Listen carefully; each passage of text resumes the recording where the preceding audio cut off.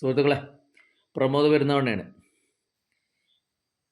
ഇത് വളരെ ഗുരുതരമായ ഒരു കാര്യം പറയാനാണ്. നമ്മളൊക്കെ സാധാരണ പൗരന്മാരാണ്. നമ്മളൊക്കെ പ്രതികരിക്കാനിങ്ങനെ അറിയാ ഇപ്പം ഞാനൊക്കെ ഈ വീഡിയോ ഇടുന്നത് അറിയാതെ പ്രതികരിക്കുകയാണ്. ഫാസിസത്തിനെതിരെ ഉള്ള പ്രതികരണങ്ങളാണ്. പക്ഷേ ഏത് സമയത്താണ് നമുക്കൊക്കെ ഒരു പിടി വരിക എന്ന് അറിയില്ല. ചിലപ്പോൾ ED ആവാം, അല്ലെങ്കിൽ CBI ആവാം, അല്ലെങ്കിൽ SIT ആവാം, ചിലപ്പോൾ പട്ടാളക്കാരനെ പിടിച്ചുകൊണ്ട് പോയി എന്ന് വരാം. ഇതൊക്കെ ഇപ്പോൾ നമ്മളെ നാട്ടിൽ സംഭവിക്കണില്ല വെച്ചാൽ ഇഷ്ടംപോലെ സംഭവിക്കുന്നുണ്ട്.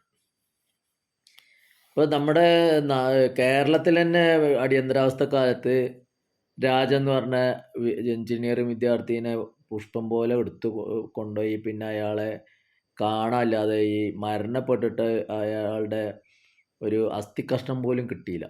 ആ നാടാണ് നമ്മളെ കേരളം പോലും. പറഞ്ഞു വന്നത് എന്താണെന്ന് വെച്ചാൽ, നമ്മുടെ ടെലഗ്രാഫ് പത്രത്തിൻ്റെ പത്രാധിപർ R രാജഗോപാൽ കേരളക്കാരനാണ്, ബംഗാളിലാണ് താമസം. അയാൾക്ക് നമ്മുടെ മോഡി ഗവൺമെൻറ്റിനെ വിമർശിച്ചു എന്നുള്ളതാണ് അദ്ദേഹം ചെയ്ത തെറ്റ്. അദ്ദേഹത്തിൻ്റെ പാസ്പോർട്ട് 100 ദിവസമായിട്ട് പുതുക്കി നൽകിയിട്ടില്ല. ഇന്ത്യയിൽ ജനിച്ചു വീണ്, ഞാൻ ചോദിക്കണത് എന്തിനാ വെച്ചാൽ, ജനിച്ചു വീണ ഒരാൾക്ക് അയാൾ ജനിച്ചു വീഴുമ്പോൾ അയാൾക്ക് വല്ല സർട്ടിഫിക്കറ്റും കൊണ്ടാണോ ജനിച്ചു വീണത്? അല്ലെങ്കിൽ വയറ്റിൽ നിന്ന് പുറത്തേക്ക് ഇറങ്ങുമ്പോൾ അയാളെ ദേഹത്ത് ചാപ്പ കുത്തിയിട്ടാണോ ഇറക്കണത്? ബാക്കിയുള്ളതൊക്കെ ഭരണകൂടങ്ങൾ അടിച്ചേൽപ്പിക്കുകയാണ് അയാൾക്ക്. ജനന certificate, school certificate, ration card, passport, identity card, Aadhaar card, bank passbook, ഇതൊക്കെ ഗവൺമെൻറ് അടിച്ചേൽപ്പിക്കുകയാണ്. ഇപ്പോൾ ബാങ്കിൽ പോയിട്ടൊരു പാസ്ബുക്ക് കിട്ടണമെങ്കിൽ 1000 രൂപ കൊടുക്കണം. ഈ കോടിക്കണക്കിന് ആളുകളുടെ 1000 രൂപയാണ് ബാങ്കിൽ കിടക്കുന്നത്. ആ പൈസ അവിടെ ഡെഡ് മണിയാണ്. അതുകൊണ്ട് ഒരു ഉപകാരമില്ല.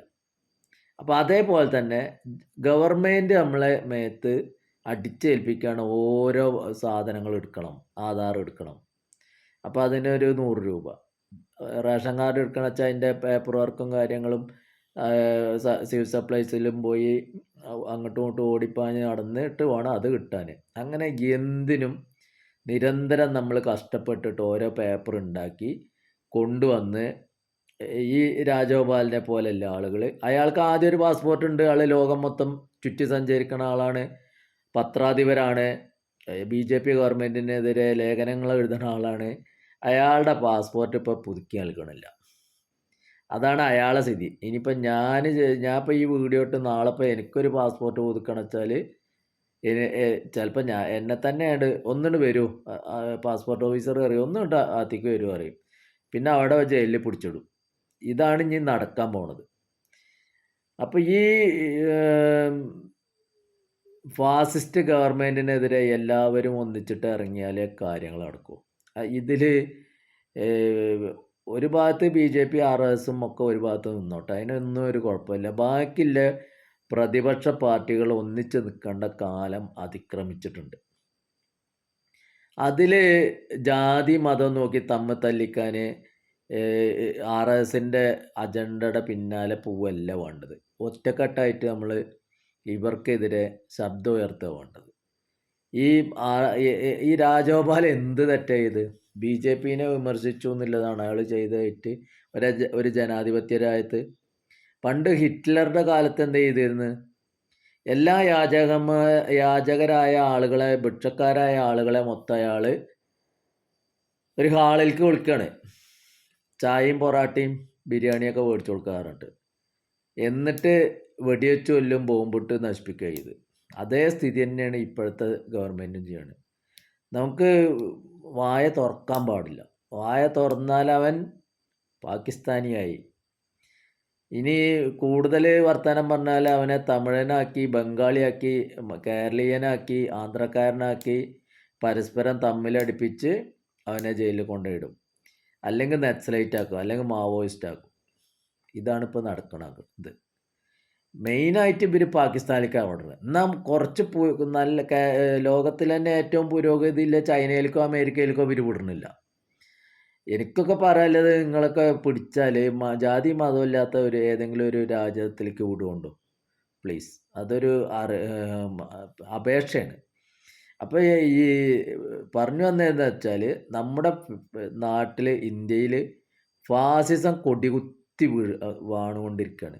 രാജഭരണമല്ല, ഇവിടെ ഹിറ്റ്ലർ ഭരണമാണ്, നാസിസമാണ് ഇവിടെ നടപ്പിലാവുന്നത്. അതിനെതിരെ ഒറ്റക്കെട്ടായിട്ട് പോരാടിയില്ലെങ്കിൽ, ഇന്ന് രാജഗോപാലാണെങ്കിൽ നാളെ പിണറായി വിജയൻ, മറ്റന്നാൾ സതീശൻ, ഇവരൊക്കെ ജയിലിൽ പോയി കിടക്കേണ്ടി വരും. പിന്നെ സതീശന് ജയിലിൽ പോയി കിടക്കണ്ട കേട്ടോ, കാരണം മൂപ്പര് RSൻ്റെ ശാഖയിലൊക്കെ പോയിട്ട് ഇടയ്ക്കിടയ്ക്ക് വിളക്ക് കൊളുത്തുന്ന ആളാവുകൊണ്ട് ആ പേടി വേണ്ട.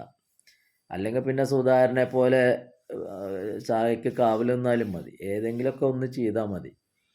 പക്ഷെ നമ്മളിന്നിപ്പോൾ അതിന് കിട്ടില്ലല്ലോ, ഇവരുടെ പോലെ ചെരുപ്പ് വെക്കാൻ കിട്ടില്ലല്ലോ, അതാണ് പ്രശ്നം. ഓക്കെ, അപ്പോൾ ഗുഡ് നൈറ്റ്.